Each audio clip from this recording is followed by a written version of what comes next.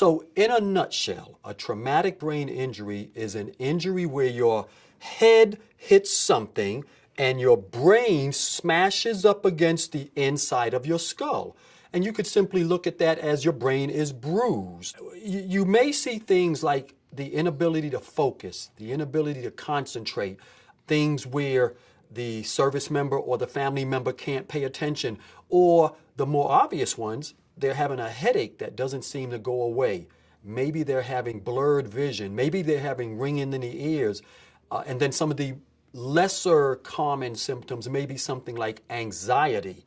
And they can't figure out why until they remember they've hit their head. And the same symptoms that we see in post-traumatic stress disorder, those symptoms overlap some of the brain injuries.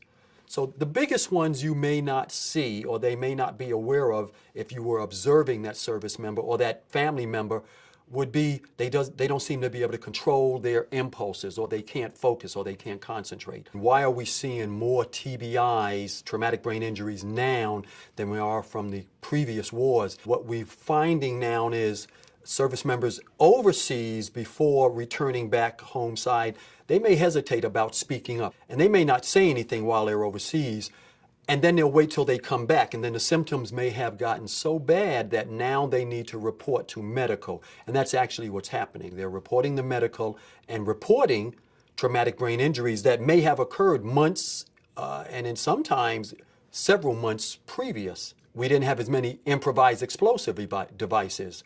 That's the problem today. The signature weapon coming out of Afghanistan and Iraq is the IED. And that's what's caused what we have now, about 356,000 diagnosed traumatic brain injuries. The training that I provide ranges from family members to service members, all the way up to the clinical people, the doctors and the physicians.